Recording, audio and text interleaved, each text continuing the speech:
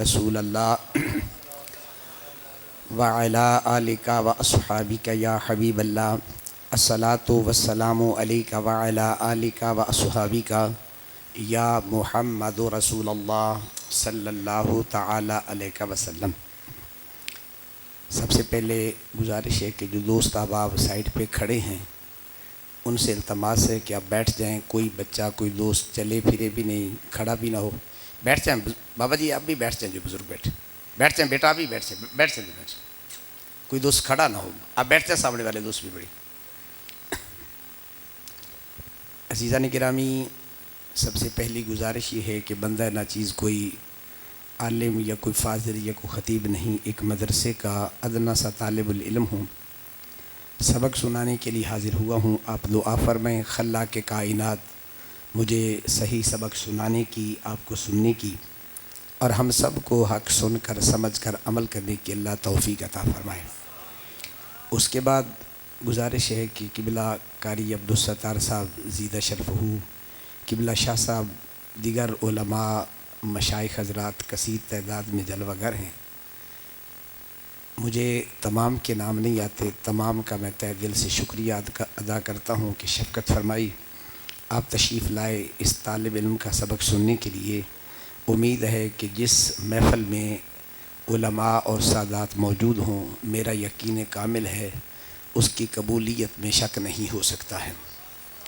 اور پھر جہاں بندہ نچیز اور آپ بیٹھے ہیں، یہ مرکز علم مدرسہ ہے، اور اسلام کا مضبوط ترین قلعہ جو ہے وہ کون سی چیز ہے؟ وہ مدرسہ ہے۔ آج بھی اگر یورپ ڈرتا ہے تو تمہاری یونیورسٹی سے اتنا نہیں ڈرتا، تمہارے کالج سے نہیں ڈرتا، بلکہ یہ کہوں تمہارے ایٹم بم سے بھی اتنا نہیں ڈرتا جتنا چٹائی پہ بیٹھنے والے طالب علم سے ڈرتا ہے۔ اس لیے ایک میری تھوڑی سی مجبوری ہے، میں گفتگو تو اردو میں کرتا ہوں، کوشش کروں گا پنجابی کی آمیزش کر کے۔ مجھ سے قبل آپ نے بڑا مترنم خطاب سماعت فرمایا، میرے بعد بھی ہوگا، بعض آپ وہ سن لینا۔ یہ طالب علم ہوں، ذرا تھوڑا سا دل پہ پتھر رکھ کے توجہ کر کے ذرا سبق سمجھ کے اس کو ذہن نشین کرنا، تقریر سمجھ کے نہیں، خطاب سمجھ کے نہیں، صرف طالب علم کا سبق سمجھ کے آپ نے سماعت فرمانا ہے۔ عزیزان گرامی، جتنا وقت کا حکم ہوا ہے کوشش کروں گا اسی کے دائرے میں رہ کے اپنی معروضات کو پورا کروں۔ شاید گفتگو مکمل کرتے کچھ چند لمحات کم یا زائد ہو جائیں تو آپ مجھے معذور سمجھ لیجئے۔ بلا تمہید میں اپنی گفتگو کا آغاز کروں گا۔ مجھے یہاں آ کر انتہائی اس بات کی خوشی ہوئی ہے کہ آج یہاں میرا خیال ہے 15 طلباء یا 25 بتائیں، 15 طلباء ہیں جن کی دستار فضیلت ہوگی، اور مرکز میں بتایا 25 طلباء ہیں جن کی دستار فضیلت ہوگی۔ اس چھوٹے سے دیہات میں، گاؤں میں دیکھیں یہ اللہ کے قرآن کی روشنی پھیل رہی ہے۔ تو عزیزان گرامی، میں نے تھوڑا سا مدرسے کا تعارف کرانا ہے۔ کس چیز کا؟ مدرسے کا تعارف کرانا ہے، اور ان طلباء کے بارے میں کچھ باتیں عرض کرنی ہے جنہوں نے گرمی اور سردی میں چٹائیوں پہ بیٹھ کر صبح سے لے کر شام تک اللہ کا قرآن یاد کیا ہے۔ عزیزان گرامی، بلا تمہید مدرسے کے لیے قرآن مقدس نے پورا ایک نظام ہمیں عطا فرمایا ہے۔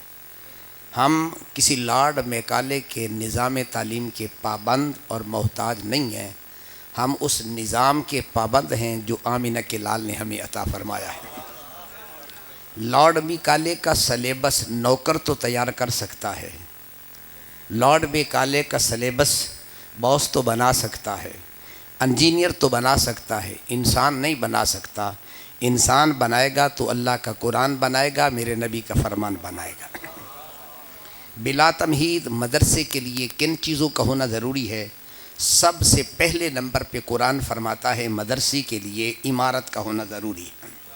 خلاق کائنات فرماتا ہے وَإِذْ يَرْفَعُ إِبْرَاهِيمُ الْقَوَاعِدَ، پیارے ابراہیم علیہ السلام نے سب سے پہلے خانہ کعبہ، اللہ کریم کا گھر، بہترین ٹاپ کا مدرسہ تیار کیا۔ تفصیل میں نہیں جاؤں گا چونکہ وقت کے دامن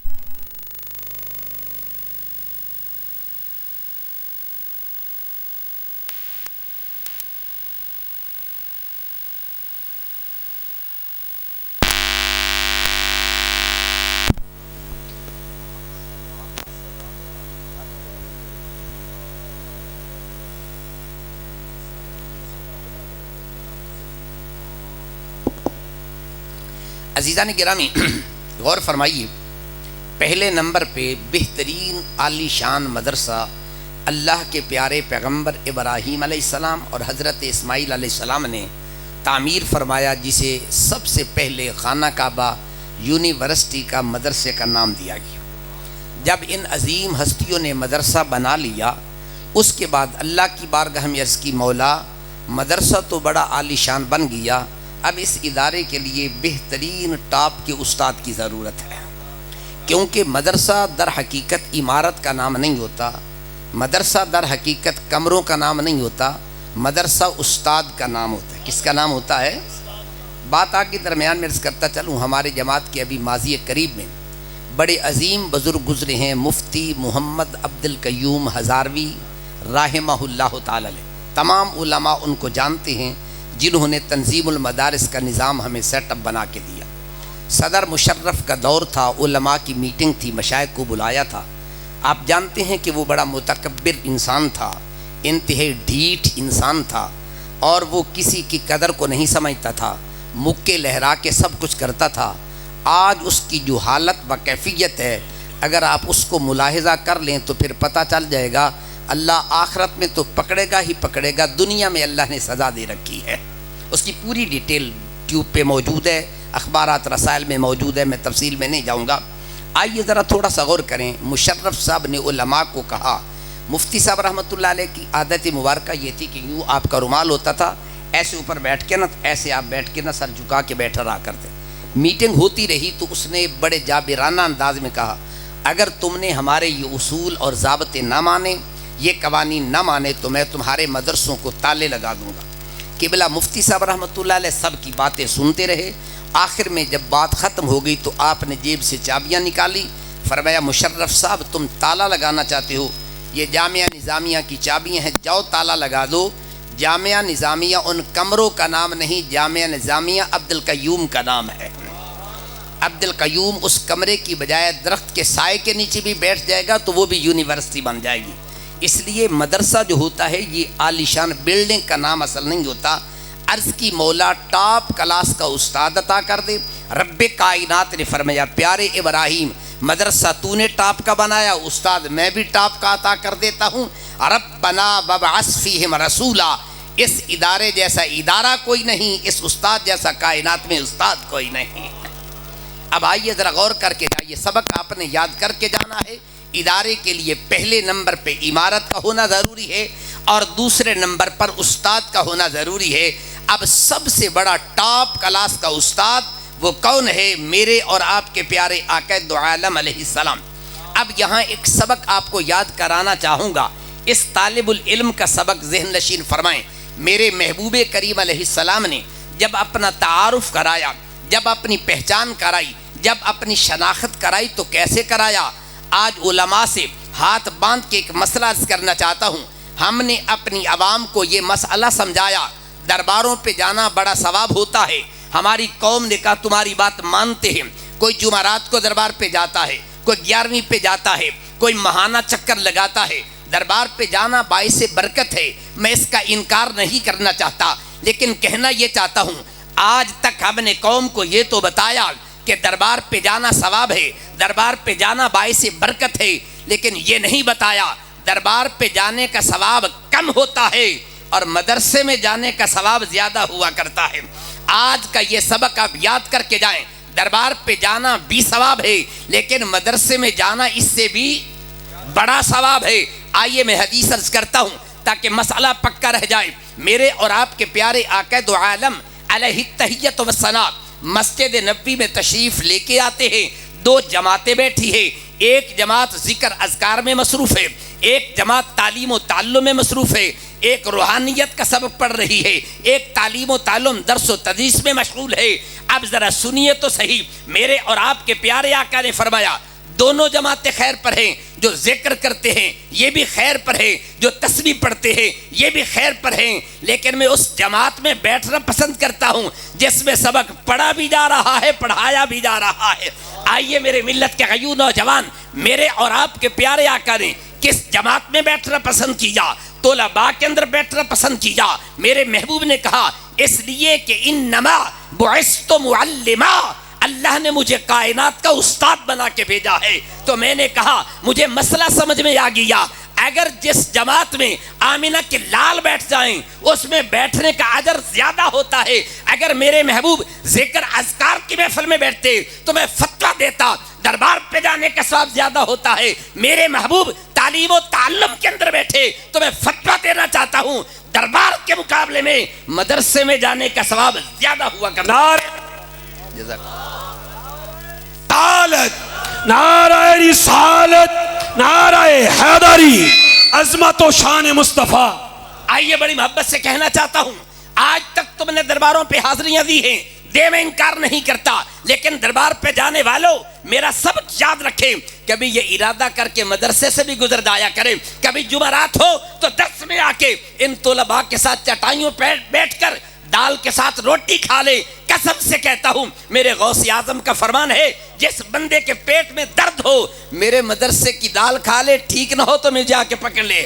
میرے ملت کے غیور نوجوانوں یہ نہ سمجھ لینا ان چٹائیوں پہ بیٹھنے والے یہ طالب علم کوئی معمولی چیز ہوتے ہیں، ان چٹائیوں پہ بیٹھنے والے یہ طالب علم کوئی ادنا مخلوق ہوتے ہیں، نہیں۔ ذرا قرآن پڑھ، میرے رب کائنات نے طلباء کی شان کیا بیان کی ہے۔ رب کائنات فرماتا ہے وَاصْبِرْ نَفْسَكَ وَاصْبِرْ نَفْسَكَ مَعَ الَّذِينَ يَدْعُونَ رَبَّهُمْ بِالْغَدَاةِ وَالْعَشِيِّ۔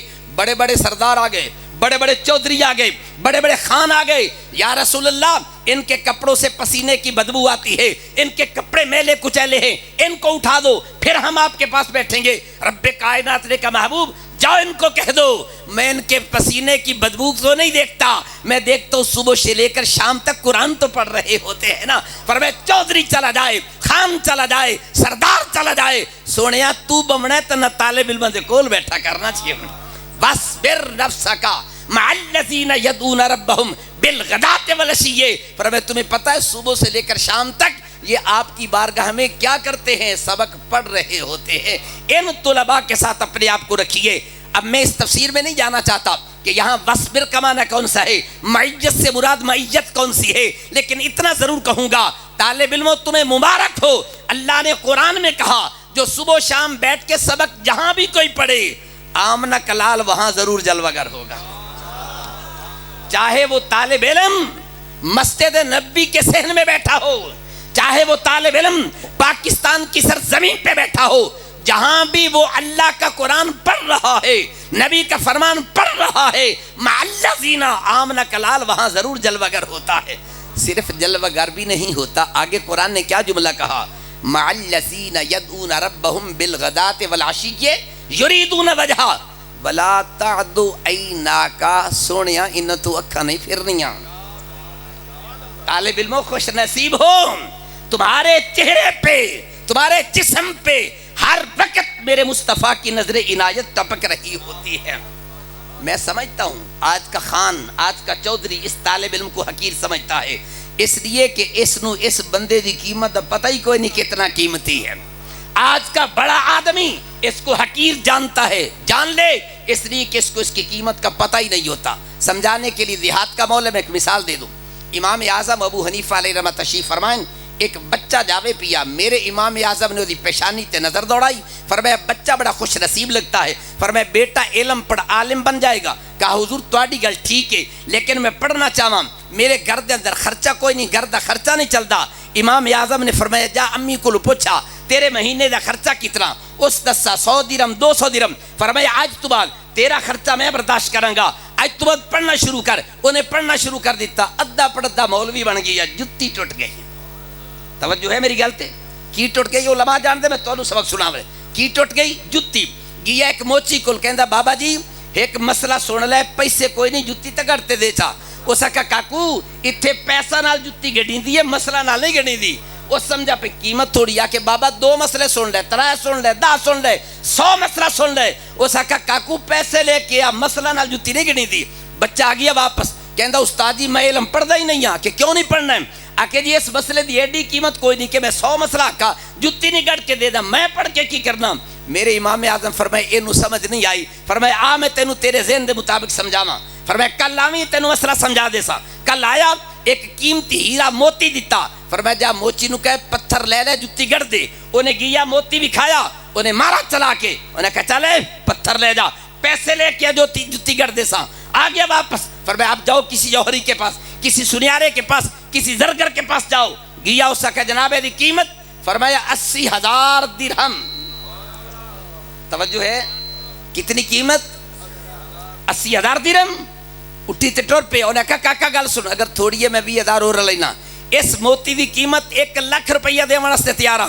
اس کا میرے استاد کا بیچنا نہیں, قیمت پوچھ کے آونی ہے. آ گیا امام اعظم کول, کہنے لگا حضور کتنی قیمت؟ فرمایا 10. آ کے پہلے 80,000 لایا, پھر 1 لاکھ. فرمایا موچی کی آخدہ. انہیں آکا مارا چلا کے, انہیں آکا پتھر کتنا بھی قیمتی ہوئے جتی نہیں گٹ کے دینا, پیسے لے کے آ. فرمایا اس موتی دی قدر موچی کو نہیں پوچھنی ہے. نہیں گل سمجھ آئی؟ اس موتی دی قدر موچی کو نہیں, کسی جوہری کو پوچھ. اور اس علم دی شان پوچھنی ہے, کسی سردار تے خان کو نہیں. اگر پوچھنی ہے تے آمنہ دے لال کو پوچھ کے وے کہ اس علم دی قدر کیا ہوتی ہے. پھر تمہیں پتہ چلے گا اس چٹائی پہ بیٹھنے والے طالب علم کی شان کیا ہوتی ہے. حقیر سمجھ کے جنہیں بجھا دیا تھا تو نے, حقیر سمجھ کے جنہیں بجھا دیا تھا تو نے, وہی چراغ جلیں گے تو روشنی ہوگی. آج بھی اگر انقلاب آئے گا, اس چٹائی پہ بیٹھنے والے طالب علم کی قدم کی ٹھوکر سے انقلاب آئے گا. آپ بر صغیر کی تاریخ پڑھیں, انگریز سے ٹکر لگانے والا کوئی دنیا کا امیر آدمی نہیں تھا. انگریز سے ٹکر لگانے والا کوئی جاگیردار نہیں تھا. انگریز سے ٹکر لگانے والا فضل خیر آبادی رحمت اللہ علیہ تھا. انگریز سے ٹکر لگانے والا مفتی کفایت اللہ کافی علیہ رحمہ تھے. انگریز سے ٹکر لگانے والے ہم اہل سنت کے اکابر تھے. اب وہ ڈرتے تھے. فضل خیر آبادی بیٹھتا تو چٹائیوں پہ ہے, لیکن قلم میں اتنی پاور ہے, فتویٰ دیتا ہے تو انگریز کی حکومت کانپنے لگ جایا کرتی ہے. آئیے میرے ملت کے غیور نوجوان, یہ مت سمجھ کہ یہ چھوٹا سا غریب گھر کا بچہ ہے, یہ کسی کمی کے گھر کا بچہ ہے. یہ خوش نصیبی ہے, اللہ نے اس بچے کو قرآن کے لیے پسند کیا ہے. میں نہیں کہتا, علامہ صاحب نہیں کہتے, قبلہ شاہ صاحب نہیں فرماتے, اللہ کا قرآن کہتا ہے وَأَوْرَثْنَا الْكِتَابَ الَّذِي نَسْتَفَيْنَا. بولی آگے کیا ہے؟ من عبادنا. فرمایا ان بندوں سے میں کتاب کے لیے کچھ سیدھے چن لیتا ہوں, کن کو میں نے قرآن کی دولت عطا کرنی ہے. یہ الیکشن تمہارے پاکستان کی نہیں ہے کہ جعلی امپورٹڈ حکومتیں بن جاتی ہے, 2 نمبر وزیر اعظم بنتے ہیں. یہ الیکشن نہیں ہے, یہ اللہ کریم کی سلیکشن ہے کہ قرآن کس کو عطا کرنا ہے نا. میرا رب چاہے تو غریب کو بھی دے سکتا ہے, میرا رب چاہے تو امیر کو بھی دے سکتا ہے, میرا رب چاہے تو فقیر کو بھی دے سکتا ہے. اس لیے عقیدہ آج کے بعد لے کے جائیں. کیا مدرسوں میں حاضری دیا کریں گے کہ نہیں؟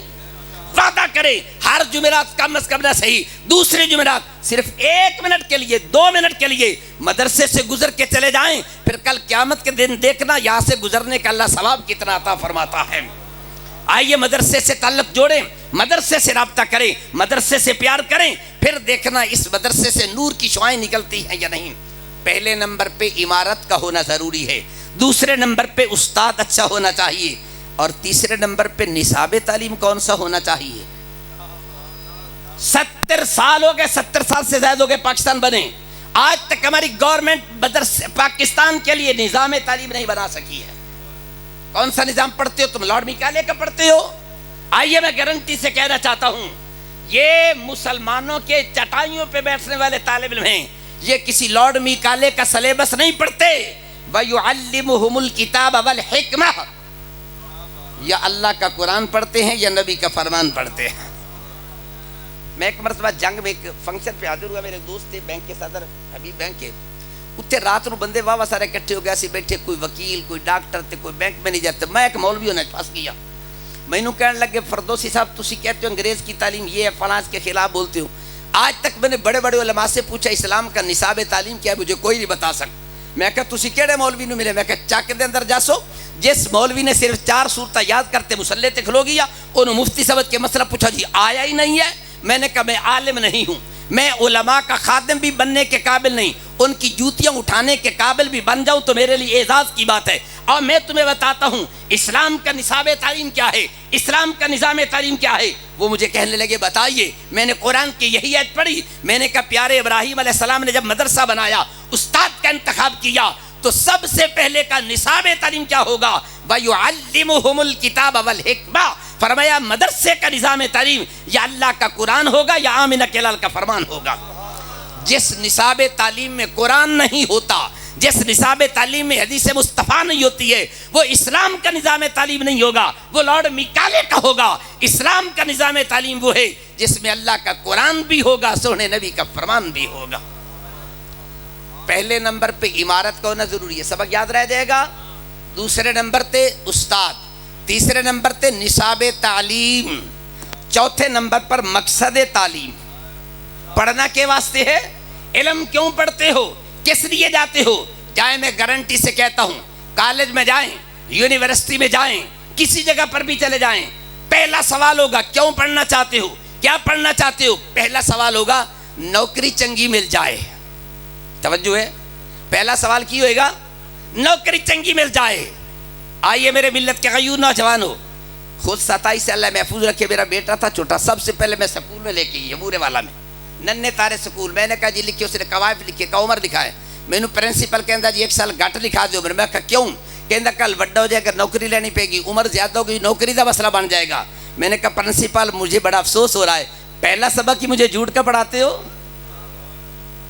قسم سے کہہ رہا ہوں، جھوٹ ہو میں سزا کا حقدار ہوں، ممبر رسول پہ بیٹھ کے سید کر رہا ہوں۔ میں نے کہا مجھے بتاؤ، جب تم پہلا سبق ہمیں یہ پڑھا رہے ہو، 1 سال عمر کم رکھو، کل نوکری کا مسئلہ بن جائے گا، پہلا سبق جھوٹ کا، آگے کیا پڑھاؤ گے مجھے بتائیے۔ پھر میں نے کہا دوسری بات یہ ذہن میں رکھ، میں نے کہا میں اپنے بیٹے کو نوکر بنانا ہی نہیں چاہتا، میں اپنے بیٹے کو گورنمنٹ کی نوکری نہیں کرانا چاہتا، میرا بیٹا نوکر بنے گا تو آمینہ کے لال کے دین کا بنے گا انشاءاللہ۔ میں نے کہا دین کا نوکر۔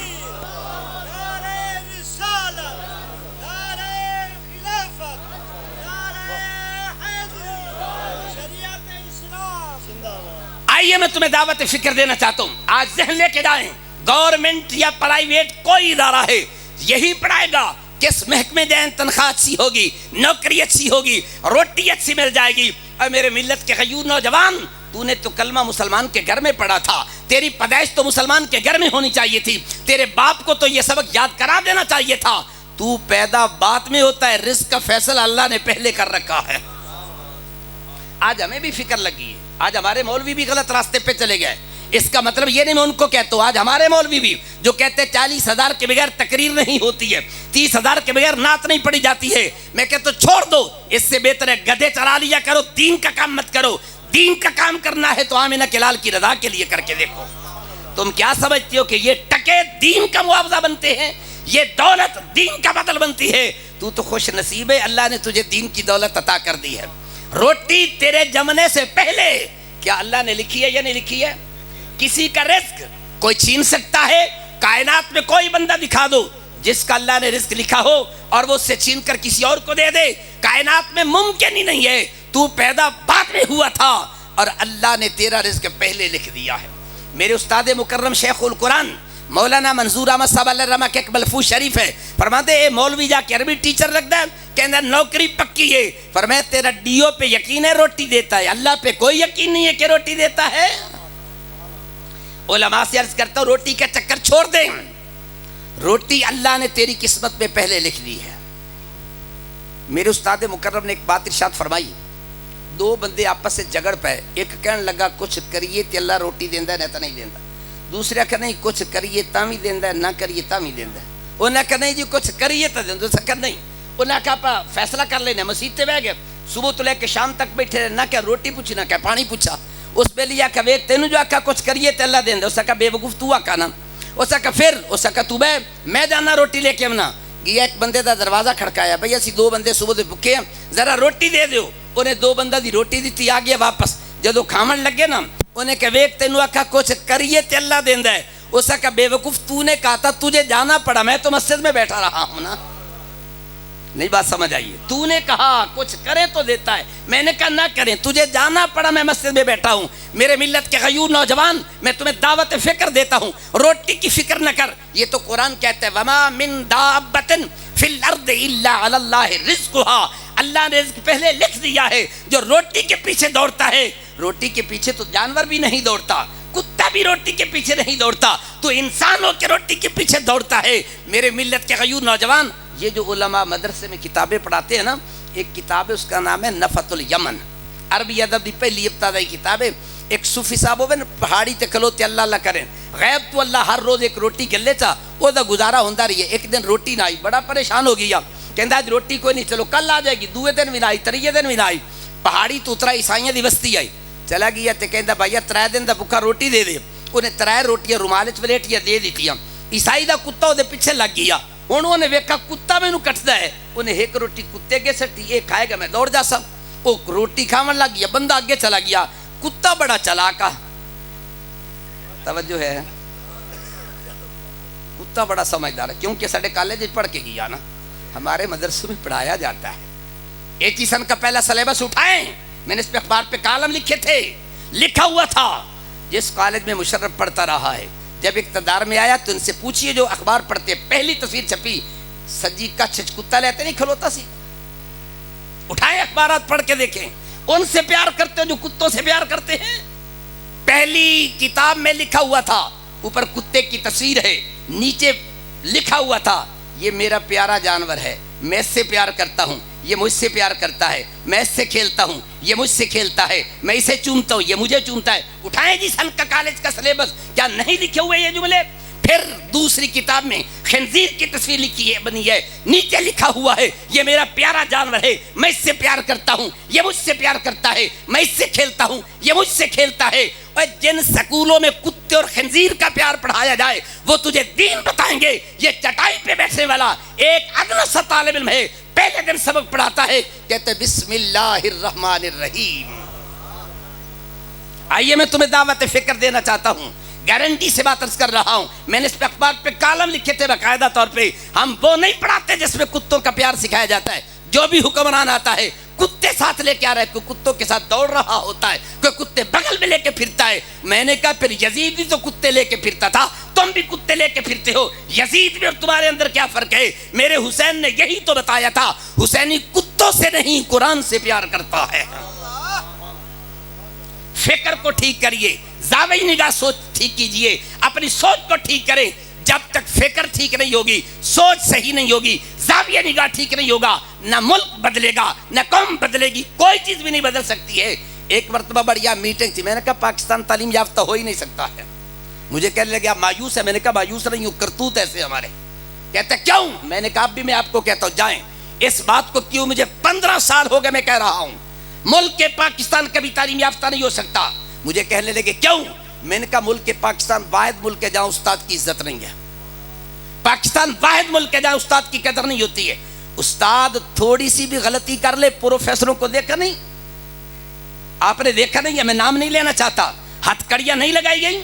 اب یہ پچھلے سال انہی حکومت نے ٹی ایل پی کے علماء اور اساتذہ کو نہیں جیلوں میں بند کیا۔ جس معاشرے میں استاد کی عزت نہیں ہوگی وہ معاشرہ، ایک بار درود مجھے اپنی لائن پہ جانا ہے۔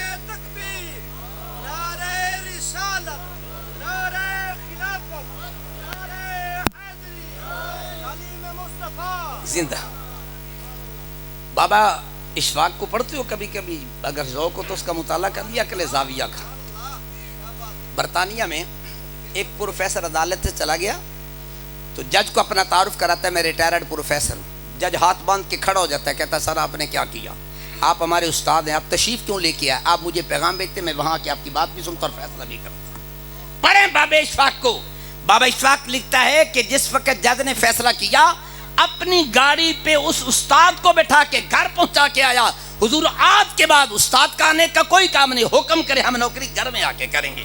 جو معاشرہ استاد کا احترام کرتا ہے وہ تعلیم میں آگے نکلتا ہے۔ یہ معاشرہ جو ہمارا تھا، یہ ہمارے مدرسے سے پیغام نکلنا تھا، اور مدرسے میں آج بھی بحمدہ تعالی کچھ نہ کچھ میں کہتا ہوں استاد کی عزت اور قدر ہوتی نہیں۔ تو ان سے پوچھئے امام محمد رحمت اللہ تعالی علیہ، امام ابو یوسف، امام ظفر بیٹھے نے، امام اعظم آئے، فرمایا میں کام چلنا، آئے اٹھ کھلو تینوں ذرا مکان تے تا چڑھا دے۔ امام ظفر بھی بڑے ذہینن، انہاں کہا یار چھڈو پتر استاداں دی توجہ کیڑے پاسے آئی، انہاں آرڈر دے دیتا کہ اٹھی مکان چھت تے چڑھے۔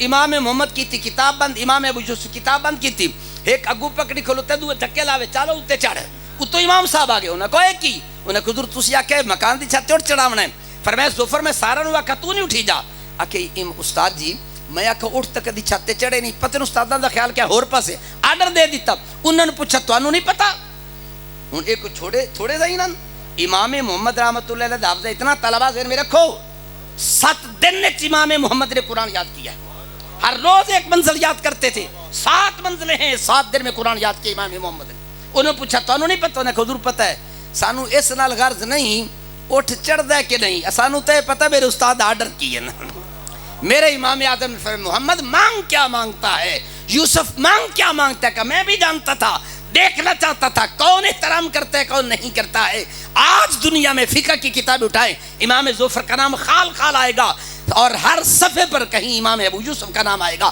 کہیں محمد کا کہیں صاحبین کا نام آتا ہے آئیے استاد کی قدر کیجئے استاد کا جب تک احترام نہیں ہوگا تعلیم نہیں آ سکتی ہے ہماری انگریز کی تعلیم میں تو استاد کی اہمیت کا تصور ہی نہیں ہے پھر بھی یہ بھی چٹائی پہ بیٹھنے والے میں قسم سے کہتا ہوں جہاں چاہتا ہوں اگر کسی نے 1 ہفتہ بھی میرے پاس پڑھا ہو مجھے نام بھی یاد نہیں ہوتا صورت بھی ہاتھ باندھ کے کھڑا ہوتا ہے میں کہتا ہوں یار مجھے تو یاد ہی نہیں کہتا استاد جی تو نے یاد پر میں 1 ہفتہ تھوڑے کو لا کے آیا نا تو کیوں اس لیے آج بھی استاد کے دل کے اندر یہ قدر پائی جاتی ہے بات دور جا رہی عرض یہ کرنا چاہتا تھا میری ملت کے غیور نوجوانوں پڑھنا کس لیے ہے قرآن نے کہا وَيُزَكِّيهِمْ قرآن ہر چیز بیان کرتا ہے قرآن نظام تعلیم بیان کرتا ہے اوقات تعلیم بیان کرتا ہے ایک چیز قرآن کے اندر موجود ہے کیا کہا وَيُزَكِّيهِمْ فرمایا علم پڑھنے کا مقصد بندے کو بندہ بنانا ہے انسان کو انسان بنانا ہے آپ کہیں گے 2 ٹنگا والے بھی تو انسان ہیں نا مولا روم کو پڑھیے مولا روم رحمت اللہ دن دا ٹائم ہے ڈیوا بالتے ودن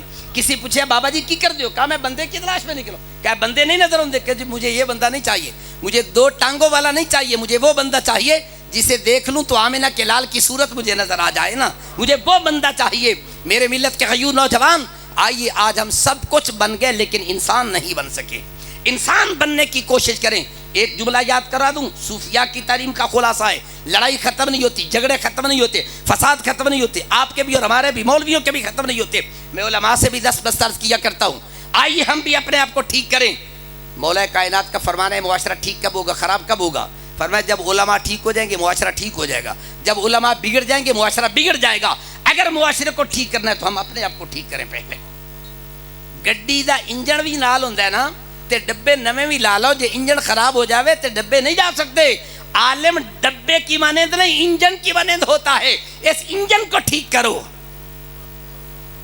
انجن ٹھیک ہوگا تو یہ گاڑی اسٹیشن پہ پہنچے گی نکال دے ذہن سے کہ میں نے 40,000 روپیہ لے کے تقریر کر دی ہے میں نے 30,000 روپیہ لے کے رات پڑھنی ہے نکال دے اس بات کو دل سے جس کے لیے تو کر رہا ہے وہ تجھے جانتا نہیں ہے تو کیا کر رہا ہے ادھر سے تو عقیدہ ہے میرا محبوب میری ہر بات کو جانتا ہے میرے دل کے ارادوں کو بھی جانتا ہے سب کچھ جانتا ہے پھر کیا کہتا ہے تو آئیے میں تمہیں دعوت فکر دینا چاہتا ہوں اب یہ میرا سبق علماء کے لیے 10 بساز کرنا چاہتا ہوں آج ایک ہمارے اندر فضا پیدا ہو گئی فضا چل گئی کہ ایک دوسرے کے خلاف فتوے کفر چلتے ہیں ایک دوسرے کی توہین انسلٹ کرتے ہیں بےعزتی کرتے ہیں ادب سے عرض کرنا چاہتا ہوں اپنے بچوں کو بے ادب نہ بناؤ با ادب بناؤ اگر آپ کا تعلق کسی ایک عالم دین کے ساتھ ہے کسی ایک قائد کے ساتھ ہے دوسرے کی توہین مت کرو دوسرے کی انسلٹ مت کرو دوسرے کی تذلیل مت کرو ہر ایک کا احترام اپنے دل میں رکھو جس کے ساتھ محبت ہے کٹ کے محبت بھری ہے اس کو دل میں رکھو آج یہ ہوتا ہے ایک بار درود پاک پڑھ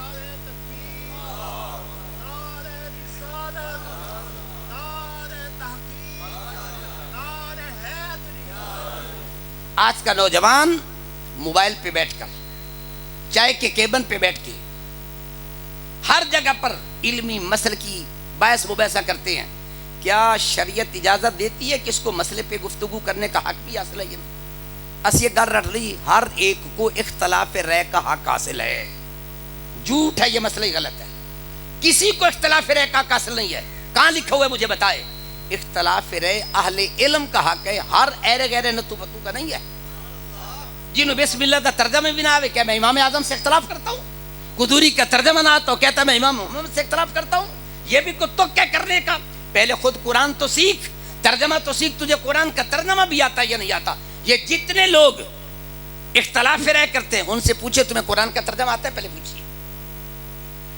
الاتقان کے اندر امام سیوطی نے، روح البیان کے اندر علامہ اسماعیل حقی نے، مختلف علماء نے یہ روایت نقل کی ہے۔ مولا کائنات مسجد دمشق کی مسجد میں تشریف لے کے گئے، ایک مولوی واز کرتا پیا، فرمایا تو واز کرنا ہے؟ انہوں نے کہا ہاں۔ فرمایا ناسخ منسوخ کے بارے میں جانتا ہے؟ شاہ جی پڑھیے نا اپنے روایت، پوچھے علماء سے، میں حوالہ دینے کے لیے تیار ہوں۔ فرمایا قرآن کے ناسخ منسوخ کے بارے میں جانتا ہے؟ اس نے کہا کچھ نہیں جانتا۔ فرمایا خود بھی گمراہ ہوگا، دوسروں کا بھی بیڑا غرق کرے گا، پہلے جا سیکھ کیا پھر تبلیغ کر۔ آج جتنے بھی محراب و منبر پہ بیٹھ کے کھڑے ہو کے خطاب کرتے ہیں، ان سے پوچھے ناسخ منسوخ کے بتائیں کتنی ایتیں موجود ہیں، کن کن کے بارے میں تفصیلات موجود ہیں۔ جس کا جی چاہتا ہے کہتا ہے مجھے بھی حق حاصل ہے، میرا بھی حق حاصل ہے، میں بھی اختلاف رائے کر سکتا ہوں۔ عجیب بات ہے، ڈاکٹر کے پاس جائیں، کمپیوٹر کے پاس جائیں، یار انٹرینڈ ڈاکٹر ہو، میرے پیٹے درد ہے، میرے سیرے درد ہے، وہ چپ کر کے تنوں ڈیسپرین لکھ کے دے دے فلانی گولی۔ ڈاکٹر نے بھی تو کہہ دیا کہ میاں ایک گولی نہیں لینی، میں تو فلانی لونی ہے۔ کبھی کسی نے کہا تو مجھے بتا دیجیے، قسم سے کہتا ہوں دین ہی اتنا کمزور ہو گیا ہے، دین اتنا لاغر ہو گیا ہے، استنجے کرنے دا حل نہیں ہوتا، بیٹھ کے دین کی باتیں کرنا چاہتا ہے، دین پہ تو بحث کرتا ہے۔ پہلے دیکھ تیری دین کے بارے میں اوقات کیا ہے، تیرا علم کیا ہے۔ ڈاکٹر جو مرضی لکھ کے دے دے، قسم سے کہتا ہوں ڈاکٹر ڈاکو ہوتے ہیں، 4 5 دوائیاں کیوں لکھ کے دیتے ہیں؟ اے نے اثر نہ کیتا، فلانی اثر کرے گی، یہ نہیں۔ میں تجربہ کی بات کر رہا ہوں، آپ کا تجربہ نہ ہو تو نا میرا اپنا تجربہ ہے، میں بتا سکتا ہوں آپ کو۔ 4 5 دوائیاں کیوں لکھ کے دیتے ہیں؟ اے گولی اثر نہیں کرے گی، فلانی کرے گی، اے نہیں کرے گی، فلانی نہیں کرے گی۔ آپ کے اندر بھی تھوڑا سا ادب ہونا چاہیے۔ عالم سے مسئلہ پوچھتے ہو، ہمارے علماء بھی بڑے شریف لوگ ہوتے، بھولے والے۔ میں جانتا پیا ہوں نا کدی سڑک تے فردوس سب کھلو جو مسئلہ تو دسی جاؤ، میں کہو گنڈیرین میں بیچتے ودا لون آ گیا تم، یہ کون سا طریقہ ہے میں نے کہا مسئلہ پوچھنے کا؟ میں نے کہا ڈاکٹر گزرتا ہے نا، اس کو کہا ڈاکٹر صاحب ذرا ٹھہر جا، میں نے نسخہ تو لکھ کے دے دے۔ کبھی کہا ہے کسی نے ڈاکٹر کو؟ کیوں نہیں کہتے ہو یار؟ جاندہ پیو دے ہسپتال تے جاؤ گے ٹائم لگے گا، یار تیری مہربانی یا نسخہ ذرا میرے پیٹ ہے درد گولی لکھ کے دے۔ نہیں کہتے، ڈاکٹر کو نہیں کہتے۔ مولوی اتنا مظلوم ہے، اچھا مولوی صاحب ٹھہری مسئلہ تو دسی جائیں، یار کمال ہے کوئی۔ میں کہتا ہوں میں نہیں بتاتا مسئلہ، آؤ مدرسے میں بیٹھو احترام سے، میں بتاؤں گا مسئلہ کیا ہے، ہماری ذمہ داری ہے، فرائض میں شامل ہے، لیکن ہر ایک چیز کا کوئی طریقہ بھی ہوتا ہے۔ آپ بھی پہلے علماء کا ادب سیکھیں، احترام سیکھیں۔ اگر علماء کا ادب اور احترام دل میں نہیں ہے، یاد رکھ لیں آپ کی نمازیں کسی کام کی نہیں ہوگی۔ میں نے اپنی مسجد میں اعلان کیا ہوا ہے، جس نمازی کے دل میں امام کا احترام نہیں ہے، امام کو نوکر اور ملازم سمجھتا ہے، امام کے پیچھے نماز مت پڑھے۔ جب کسی کو مسلح پہ کھڑا کرتے ہو، افضل سمجھ کے کرتے ہو کہ نوکر سمجھ کے کھڑا کرتے ہو؟ گلنا تفصیل ہے، لیکن مجھے یہ بتایا اگر امام کو افضل سمجھتے ہیں، انتظامیہ مولوی دی چھٹی کرا دی، کہتی مولوی بھی چھٹی کرائی انتظامیہ دی، دے دینا مجھے مثال کوئی پاکستان میں، کوئی مثال آپ اپنے علاقے سے دے دیں۔ مولوی انتظامیہ کی چھٹی کرا دے، موت نہ جائے مولوی۔ کیا سمجھتے ہو تم مولوی کو؟ نوکر سمجھتے ہو؟ جب جی چاہے کوئی وجہ، بس اس سے میرا دل نہیں مانتا جی، یہ بڑا مسئلہ میں دیر سے سن رہا ہوں جی، 20 سال پیچھے نمازہ پڑھتا رہا یا 15 سال، کسی ایک گل بس جس کے پیچھے میرا دل نہیں مانتا۔ مولوی صاحب جس کے پیچھے دل نہ مانے نماز ہو جاتی؟ میں کہا تیرا دل بھی بندے دا پتر ایک ہے، کوئی نہیں، دل تو پہلے ٹھیک کر۔ ثم قست قلوبکم من بعد ذالک فہی کالحجارہ او اشد قسوہ۔ قرآن پہندا ہے تیرا دل کالا ہو چکا ہے، تیرا تو دل ہی کالا ہے، کالے دل کے فیصلہ کیسے مان لوں میں؟ مجھے بتائیے۔ میں نے کہا عالم کی شان سنیے، میں مثال دینا چاہتا ہوں، ایک بار درود پڑھ۔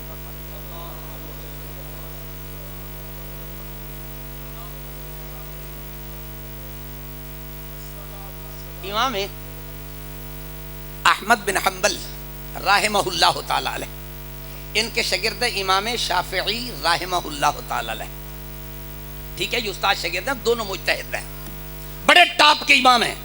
امام احمد بن حنبل گھر بیٹھ کے نا یہ اپنے شاگرد کی تعریف کریں، میرا شاگرد بہت محنتی ہے، ساری رات پڑھتا ہے، مطالعہ کرتا ہے، سوندا ہی کم ہے، کھاندا ہی کم ہے، بڑے مطالعے کرتا ہے، تہجد بھی پڑھتا ہے، یہی کرتا ہے سارا۔ آپ دی شہزادیاں آکھا ابا جی جی تہاڈا استاد ایڈا ہی نیک ہے، شاگرد ایڈا نیک ہے، او دی دعوت کرو، اسی نوکری کر سیں، روٹی پکاتے کے ویسے ساڈی بھی بخشش ہو جائے گی۔ کیڑا قابل فخر شاگرد ہے جس کی استاد اتنی تعریف کرتا۔ توجہ میری بات پہ۔ انہوں نے کہا جی ٹھیک، انہوں نے پیغام بھیجا، امام احمد بن حنبل آئے، شہزادیاں نے کھانا پکایا، بیٹھک کھانا لگ گیا، انہوں نے کی کیتا روٹیاں رکھ دی تھیاں، ایک لوٹا پانی دے برتے رکھا تھا، صبح تہجد دے ٹائم وضو کر سیں پانی دی تکلیف نہ ہوئے۔ کھانا واہ سارا امام شافعی اس کھانا واہ سارا کھا گئے جی۔ صبح ویکھا تا لوٹا پانی دے میں بھرا پیا ہے۔ انہوں نے کہا ابا جی تسی تا روٹی کم کھم دن، آج تا واہ ساری روٹی کھا گئے نا، ایویں تسی جھوٹیاں تعریفاں کیتی رکھیں، گلاں بنائیاں رکھیاں، تے آ لوٹا پانی دا بھر کے رکھا اے اویں دو میں پیا ہے. آپ نے جا کے امام احمد بن حنبل کو سوال کیتا حضور امام احمد بن حنبل نے سوال کیتا امام شافعی کو فرمایا میری بیٹیاں سوال کر دیے پینے دے بارے کی آڈر ہے. فرمایا گل لے وے توجہ نال جملہ سنائیں. فرمایا میں واقعی کھانا کم کھاتا ہوں لیکن آج رات جو آپ کے دسترخوان پہ کھانا لگا ہوا تھا نا یہ عالم دین کے گھر کا کھانا تھا. کس کے گھر کا کھانا تھا؟ عالم دین کے گھر کا کھانا تھا. اور میں دیکھ رہا تھا آسمان سے نور برس رہا تھا. کیا برس رہا تھا؟ عالم کے گھر کے کھانے کی برکت یہ ہے. فرمایا پتہ نہیں زندگی چیز یہ دوبارہ کھانا لبے نہ لبے آج میں رات کے کھانا کھا لیا. باقی رہا لوٹے کی بات. فرمایا لوٹا اس لیے استعمال نہیں کیا میں رات سویا ہی نہیں. وضو ٹوٹتا تو دوبارہ کرنا پڑتا میں تو ساری رات جاگتا رہا. آئیے میں تمہیں دعوت فکر دیتا ہوں. عالم کو بھی چاہیے کہ تہجد گزار بنے. عالم کو بھی چاہیے اپنا کردار ٹھیک کرے.